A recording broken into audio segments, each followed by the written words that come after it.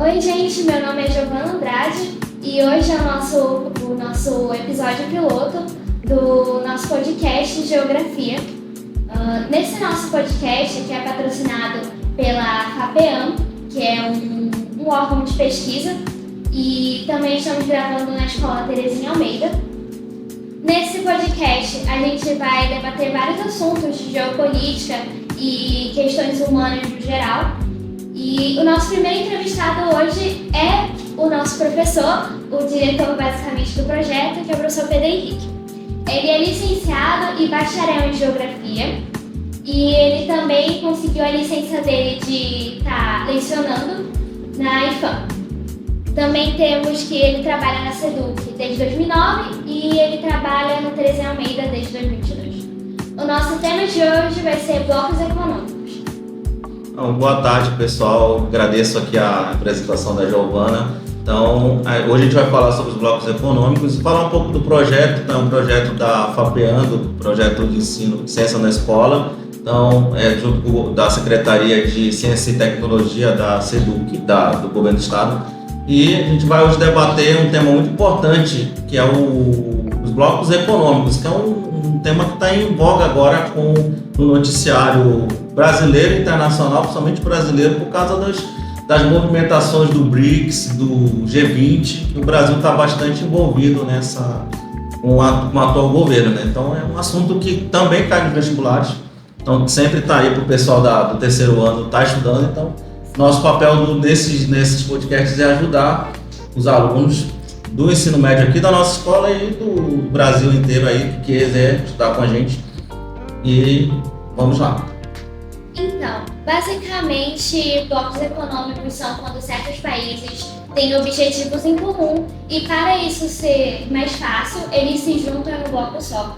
A gente tem diversos blocos econômicos no mundo inteiro, mas claro, a gente tem os mais famosos. Por exemplo, a própria União Europeia, que é um bloco econômico e é bem importante para o mundo inteiro.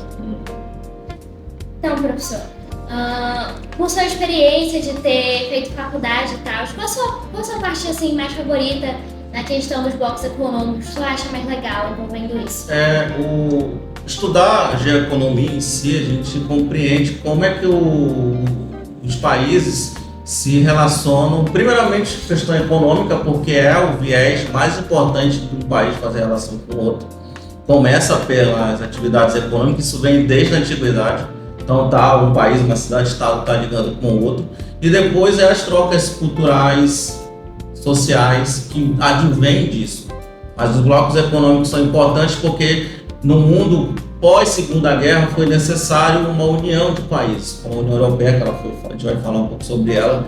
Então o mundo cessou-se de guerras, claro, existe guerra, nós estamos em meio de algumas no mundo agora, mas não estamos no âmbito mundial de guerras e cada país precisou ver, pela globalização, que tem que fazer o chamado multilateralismo, que é conversas não só econômicas. O multilateralismo além disso, ele é conversas políticas, conversas sociais, conversas culturais, de países grandes para países em desenvolvimento ou menores, tá? Todo mundo está envolvido nessa situação aí dos blocos econômicos. Então eu acho muito interessante a gente fazer esse estudo dos blocos, porque é um assunto muito interessante, está em voga todo o tempo e agora cada vez mais por causa da globalização.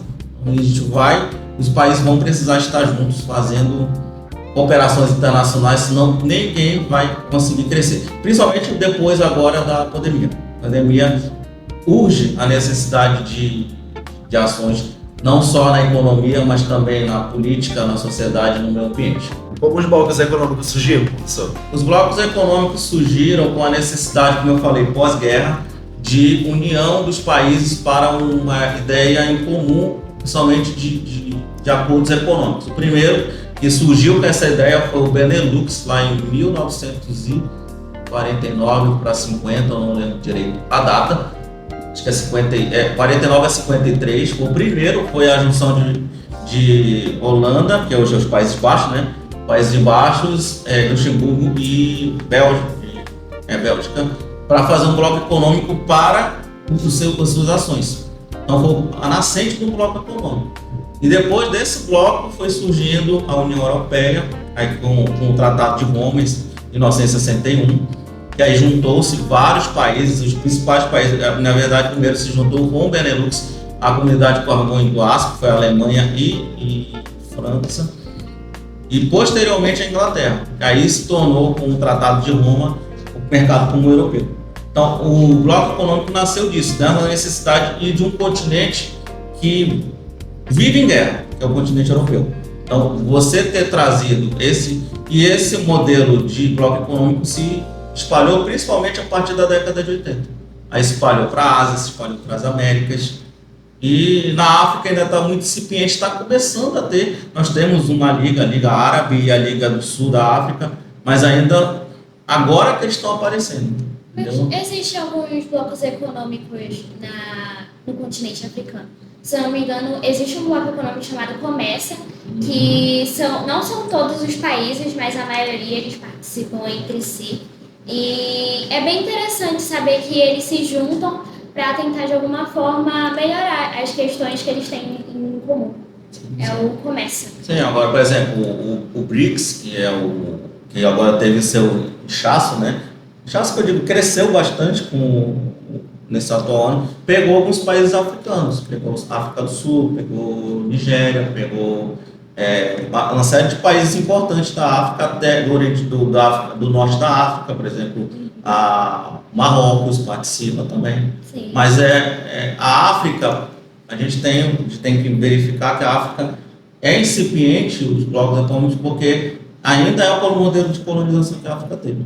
Ainda teve uma exploração muito forte, e a África agora, com o advento do apoio da China, pode ser um continente no século XXI que vai ter destaque.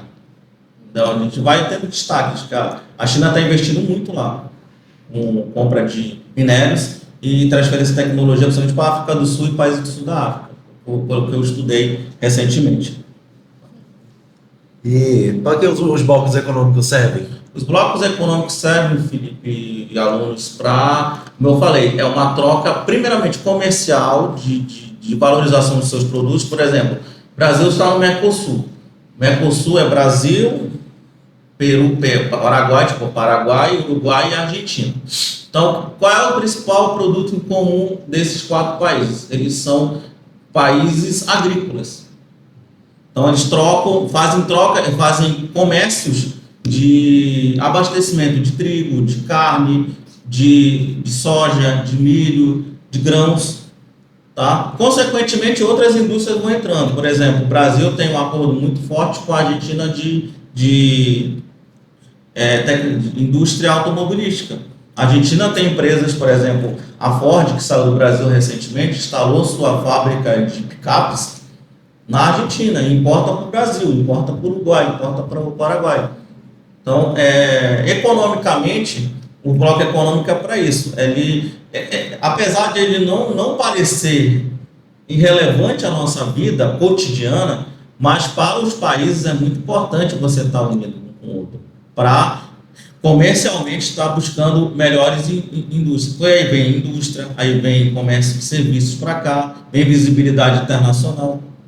Tudo isso é importante para o cenário, né? Isso que é a importância do bloco econômico. Complementando o que o professor falou, a maioria dos países que tem um bloco econômico em si é por certas características. Por exemplo, países como a União Europeia, como eles são vizinhos, a maioria, eles têm esse bloco para falar sobre relações de leis e questão entre si. O bloco econômico, que é a União Europeia, eles também até têm uma moeda em comum. Então, normalmente é por questão territorial, ou por questão de negócios, ou porque os países têm a mesma situação econômica, para eles conseguirem ajudar entre si. É verdade. E qual é o bloco econômico mais popular?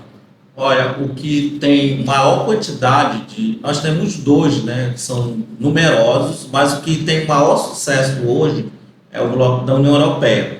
É um bloco que tem 27, tinha 27 países, tem 26 agora, que é a saída do Reino Unido, mas é um bloco que se construiu, como eu falei, desde quando eu estava falando do Tratado de Roma, 61, de lá para cá, criou-se o mercado comum europeu. Daí foram anexando os países de interesse, Portugal, Espanha, Itália, aí entrou países do leste europeu como Hungria, Romênia, países, alguns escandinavos também entraram. Então é o bloco mais popular, porque é o bloco que mais deu certo. E ele não é só um bloco econômico, a União Europeia, ele tem sucesso porque ele é um bloco econômico, ele é um bloco social, porque ele colocou todo mundo dentro desse bloco para circular. Então, dentro da União Europeia, circula pessoas, cargas, mercadorias, tem o passaporte europeu, que é o chamado passaporte comunitário, e também tem a moeda única, que é o euro, que é um sucesso porque conseguiu unir todo mundo quando foi criado em 2002. O único país que não aceitou, mas dois países não aceitaram, foi a Dinamarca, que manteve sua moeda histórica, porque é uma monarquia, e a Inglaterra. O Reino Unido também não aceitou. E uma dessas brigas, era a questão da moeda, porque a libra esterlina era sempre mais valorizada que o euro. Então foi um dos que interrompeu esse comércio essa união entre União Europeia e Reino Unido.